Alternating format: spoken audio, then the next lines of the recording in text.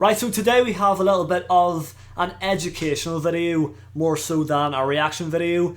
Today we're going to be checking out forgotten hard dance music styles. Styles that may be dated way back to the 70s, the 60s, the 50s. Who knows what they were doing back then, but I'm sure there was some form of dance music lurking around.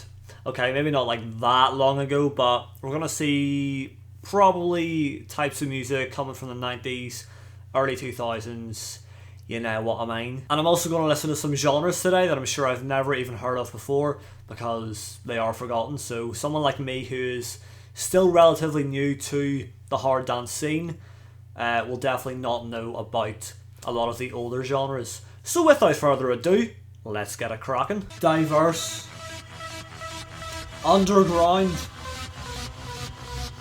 and almost forgotten hard dance music. Let's go. Oh, this is definitely like 90s, early hard trance. Yeah, that's such a 90s vibe. I was born in 2001, but I can still identify that that is definitely the end of the 90s. There we go, beginning of the second millennium. Interesting, it's not bad, you know. For this era, these kick drums were really hard. Acid bass lines, soft synths, and simple melodies are the sign of the millennium. Okay, Trance and Acid, Durr remix. Names like Yogi Behilmimeka, Kai Trusted and Hennes. Okay, this might be a bit difficult to read fast. And Cold were the headliners of every big hard dance rave. Okay. Are they still making music to this day? Because they are the true OGs of hard dance music. And you know, so far from what I've heard, the hard dance music from like the 90s is very, very tame. But obviously it was a different time back then. We didn't have like insane music production software and everything.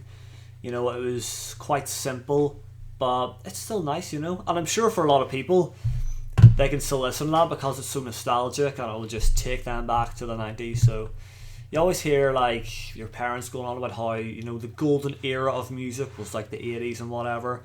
But for hard dance fans, the golden era could have been the 90s, you know. Yeah. This genre is the mother of hardstyle. Ooh, okay. So hardstyle was not born yet, but is almost forgotten, yeah. Right then, hard trance, 140 to 150 BPM. Ooh! That's pretty good. Hard trance evolved through new software and production. Okay, so things are starting to get better and you can do more. It was often played as a warm-up set for hardstyle. Shit on it. Right, so hard trance was often played as a warm-up set for hardstyle parties like Climax. Yeah, I know the Climax dates way back. I think to the early 2000s. Yeah, someone is still actually requesting for me to react to a set from, I think the name's Danielle Mondello. Does that ring a bell? And that set's from Climax 2003, and I was like 2 years old then, so you know, this Q Dance has been doing madness for quite years. That's actually really good though, but it almost died out on modern hard dance parties. Ooh. Clean kicks, saw bass lines, and synth lead melodies gives this music a powerful but flowing sound. Yeah, that's very nice. The music has its origin in Australia, Belgium, Germany, and the Netherlands. Yeah, very European. Apart from Australia, but you know. Oh! The Moves. Melbourne Shuffle has its origin. Yo, yeah, so in the Australian hard trance scene, I used to actually listen to all sorts of Melbourne goodness, you know, like Melbourne Bounce, Melbourne Shuffle, and whatever. Like, that used to be a very, very appealing genre to me before I really got into hardstyle and whatever. Because there was the channel, and there still is the channel, Melbourne Beats. And I just, back in the day in like 2014, 2015, 2016, that channel was absolutely elite for me. and my mates as well. Like we would be on the school bus every morning, every afternoon in year 9, just pumping out the Melbourne beats on the back at the back of the bus. But I have not looked at that channel in quite some time now. You know, don't really listen to Melbourne bounce at all anymore, or Melbourne shuffle, or anything to do with Melbourne. If you're from Melbourne, I'm sorry, but I've moved on. The shuffle became very popular.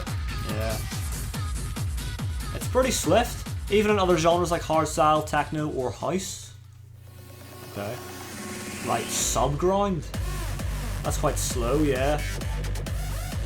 Scott Project and Assie's Loco. Okay, so it's a mix of hard trance, hardstyle, techno, electro, and dubstep. Yeah, I'm noticing some, like, there's a lot going on there with that tune, and I'm not gonna lie, I don't really like it too much. Subground was inspired in 2010 by DJs like Activator, Organ Donors, and Kami. Kilt Records is the biggest label for the shit on it. Right, so Kilt Records is the biggest label for Subground, and known for its crazy publicity campaign. What was that about? What is that about? Yeah, so Subground is a genre that I haven't heard before, but I don't know if I like it really. Seems a bit boring for me. A lot of old hard trance DJs are producing Subground nowadays. Oh, that's pretty good. Subground is very experimental, and there are no clear definitions and limits. Like, it is slow, and I am used to listening to faster tunes, so that's probably why I don't really like it. But that beat is pretty hard. Like, that's a good tune. Boom, boom, boom, boom, boom. Yeah, decent, mate, decent. Right, hard kicks, electro bass, weird dubstep sounds, techno beats, and many more elements are often used at Subground. Yeah, that's alright. Q-Dance promoted this genre by the exclusive white stage for Subground, so it was pretty popular back in the 2010 era. Right, Textile, bit faster, 150 to 160. Okay. Yeah, I don't really like that tune, to be honest with you, but let's see. It is also called jump style or freestyle, but this can be argued. Okay. Textile got dull and bouncy kicks, simple synths and melodies. The arrangement of sound elements is very similar to hardstyle. Yeah, Textile is often played at the freestyle stages of a lot of festivals. So Textile got its own same named dance style, which is, it looks a bit like jump style or hacking, but it has got more side steps and leg crossovers. Okay, that's it here then, obviously. Lords of Tech, Rise of the Rejects. Banging tune, mate. Oh, okay. Here we go. Hardstyle meets dubstep. So dub style. Okay. Halftime beat. So, yeah, I was wondering there, like, it sounds weird to me because there are like those wee pauses. Is that what a halftime beat is? Like, you can hear the hardstyle kicks, but like there's the wee dubstep parts as well. Wait for it.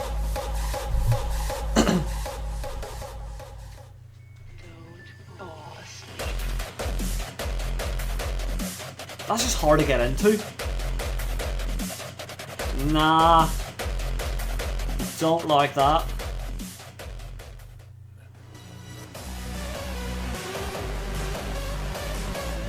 Interesting. So the arrangement and melodies are very similar to usual hardstyle, yeah, but it's just those wee pauses and stuff. Screeches, scintillates, and wobble basses are included. It's just weird. Yeah, but the beat is made out of halftime breaks and snares. Yeah, that's the part I don't like. It's just hard to get into. Headhunters and Brennan Hart, the MF Point of Perfection dubstyle mix. Damn. Some DJs use these elements in their tracks and sets for variety. Even popular DJs like Headhunters or Noise Controllers made dubstyle tracks. Interesting. Glad they're not doing that anymore. Oh. Oh! Okay, this is more like it. Psy style. Obviously, Psy Trance is pretty popular, but Psy style? What's the difference? It's another fusion between two genres. Is this just like hardstyle and Psy Trance? It is, as the name indicates, it is hardstyle combined with Psy Trance elements. That's nice. Oh! Yeah, so the project would actually come under that. The so-called triplet bass lines are often a little bit harder as at regular Psytrance. Modified hardstyle screeches are often used too. Okay. Yeah, this is the best one so far for me. Around 2016 was a big hype about the new element in hardstyle. Yeah, bit more modern.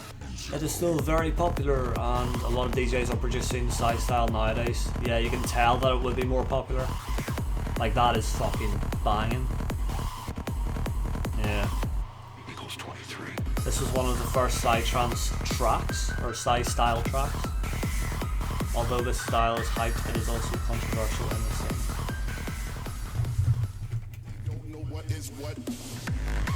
Oh, so reverse bass now, okay.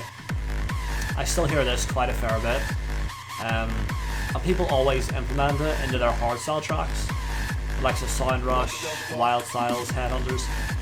Grown from an old school kick as a basic element of hardstyle. That hurdle. Reverse bass is still energizing the crowd since the beginning of hardstyle. Yeah, it's a very, very good genre there. That tune boy. Reverse bass is made out of a punchy kick and a bass line which is played backwards. Ooh. Yeah, I suppose that would indicate why it's called reverse bass. This gives the kick an energizing, punching, but also flowing sound. It is often combined with vocals and screeches. Yeah. So far the genres that I like the most here from this video are Psy style and reverse bass, but they are two genres that I would hear in today's day and age anyway, so that would make sense. Everything else, you know, it's alright. Some not so alright. When DJs play reverse bass at festivals, they trigger a huge hey-ho wave in the crowd, the classic hey ho. Some people think this is undesirable at festivals. Yeah, I'm pretty sure someone told me this was like very much looked down upon. The whole hey ho might be a bit jarring or something, I don't know, but yeah. Hate it or not, for most people it is fun. Decide by your own. Your own. Right, what's this? Come on. Oh. That's nice. Very fast pace as well. What BPM is this? Oh, that's the reverse bass. It's grown to an own style of mixing. That is lovely. Some tracks and sets contain reverse bass only, which is absolutely fine because it is a genre that can keep you entertained. The Melbourne Shuffle is still very popular for this style too. This video was about hard dance music styles, except the core genres. That's it then. That contains darkcore, speedcore, etc. Haven't heard of darkcore. If you're interested in the history of hardstyle / hardcore, subscribe to my channel. Very good video. Very good video. Did you like the video? Yes sir, I did. Yeah. It was interesting, you know, learning about the history of the hard dance scene, hearing some genres that I haven't heard before, and you know, getting an insight as to what hard dance music was like in the past. But that is it for now, so hopefully you guys have enjoyed this one, and if you did, then make sure you drop a like on the video for me, subscribe if you're new, thank you all for watching, and I'll see you in the next one.